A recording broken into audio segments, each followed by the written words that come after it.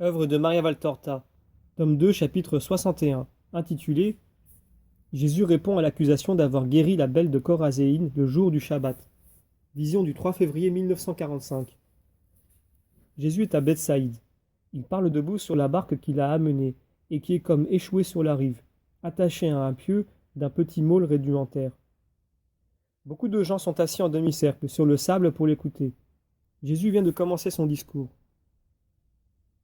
Je vois que vous m'aimez bien, vous les habitants de Capharnaüm, vous qui m'avez suivi, en laissant de côté le commerce et votre confort pour écouter mon enseignement.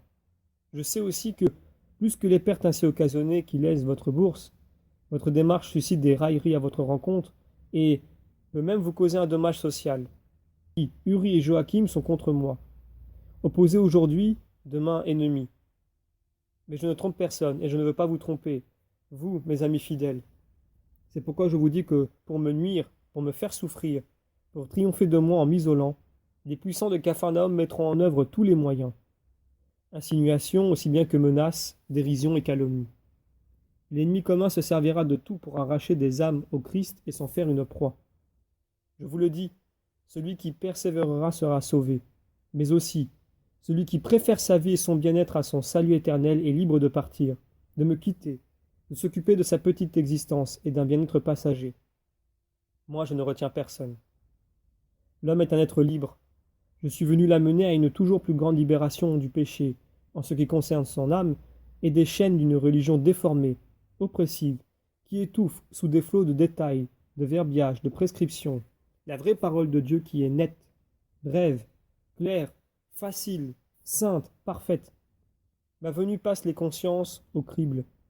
Je rassemble mon grain sur l'air, je le bats par la doctrine du sacrifice et je le passe au tamis de sa propre volonté. La balle, le sorgho, la vesse, l'ivraie s'envoleront, légères et inutiles, puis retomberont, lourdes et nuisibles, et les oiseaux s'en nourriront. Dans mon grenier n'entrera que le grain choisi, pur, résistant, excellent. Ce grain, ce sont les saints. Un défi séculaire a eu lieu entre l'Éternel et Satan. Satan, bouffi d'orgueil à la suite de sa première victoire sur l'homme, a dit à Dieu, « Tes créatures seront pour toujours à moi. Rien, pas même le châtiment, pas même la loi que tu veux leur donner, ne les rendra capables de gagner le ciel. Cette demeure dont tu m'as chassé, moi, le seul être intelligent de toutes les créatures, restera vide, inutile, triste, comme tout ce qui est inutile. » Alors l'Éternel a répondu au maudit, « C'est encore en ton pouvoir tant que ton venin est le seul à régner dans l'homme. Mais j'enverrai mon Verbe, et sa parole neutralisera ton venin, assainira les cœurs, les guérira de la folie dont tu les as salis ou endiablés. Alors ils reviendront à moi. Comme des brebis égarées qui retrouvent leur berger, ils reviendront à mon bercail, et le ciel sera peuplé. C'est pour eux que je l'ai fait. Et toi, dans ta rage impuissante, tu grinceras de tes horribles dents, là, dans ton horrible royaume, prisonnier et maudit. Les anges rabattront sur toi la pierre de Dieu, une fois scellée. Les ténèbres et la haine seront ton partage et celui des tiens. En revanche, les chants bienheureux, la liberté infinie, éternelle, sublime, sera le lot des miens. Alors Mammon, éclatant d'un rire moqueur, a juré, et sur ma géhenne, je jure que quand ce sera l'heure, je viendrai.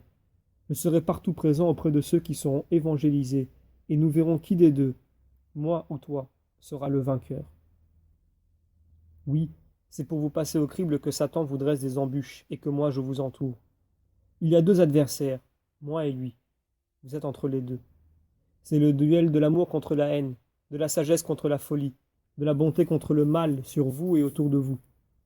Vous détournez les mauvais coups qu'il dirige contre vous, ma simple présence suffit.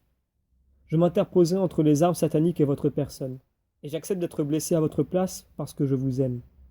Mais les coups qui vous frappent au-dedans, c'est à vous qu'il revient de les détourner par votre volonté, en courant vers moi, en vous mettant sur ma voie qui est vérité et vie. Celui qui n'a pas le ferme désir du ciel ne le possédera pas.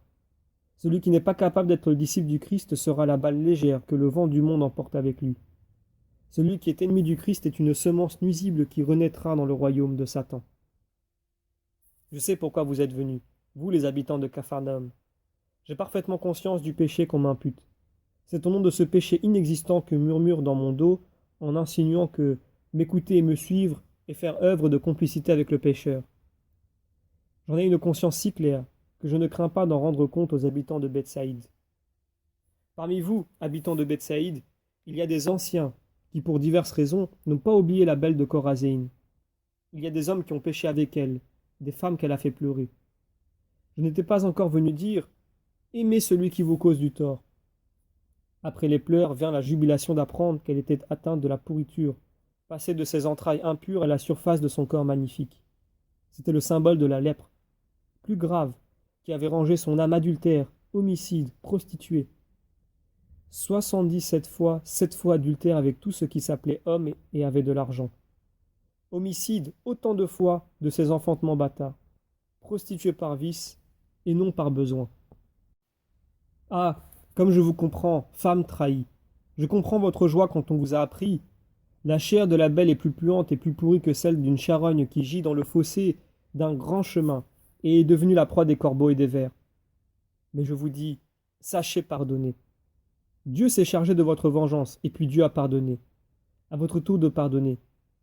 Moi, je lui ai pardonné en votre nom, parce que je sais que vous êtes bonne, femme de Bethsaïde, qui me saluait du cri « Béni soit l'agneau de Dieu, béni soit celui qui vient au nom du Seigneur. » Si je suis l'agneau, et vous le reconnaissez, si je viens parmi vous, moi l'agneau, vous devez toutes devenir de douces brebis, même celles auxquelles une douleur lointaine, désormais, d'épouse trahie, a donné l'instinct de fauve qui défend sa nichée. Je ne pourrais rester parmi vous si vous étiez des tigres et des hyènes, car je suis l'agneau.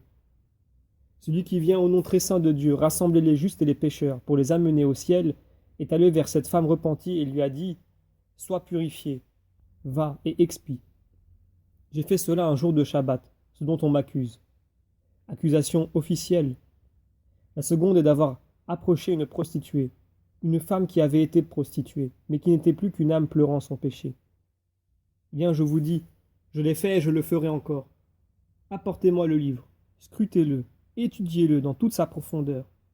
Trouvez, si possible, un passage qui défend au médecin de soigner un malade, à un lévite de s'occuper de l'autel, à un prêtre d'écouter un fidèle, uniquement parce que c'est le Shabbat.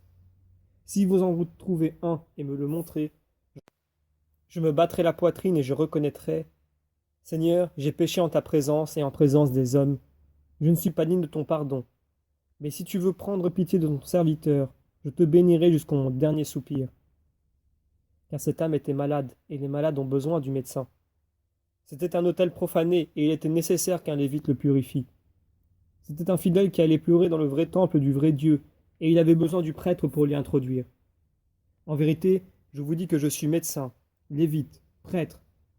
En vérité, je vous dis que, si au lieu de faire mon devoir, je laisse se perdre ne serait-ce qu'une seule âme poussée par le désir du salut, en ne la sauvant pas, le Dieu Père m'en demandera compte et me punira pour la perte de cette âme.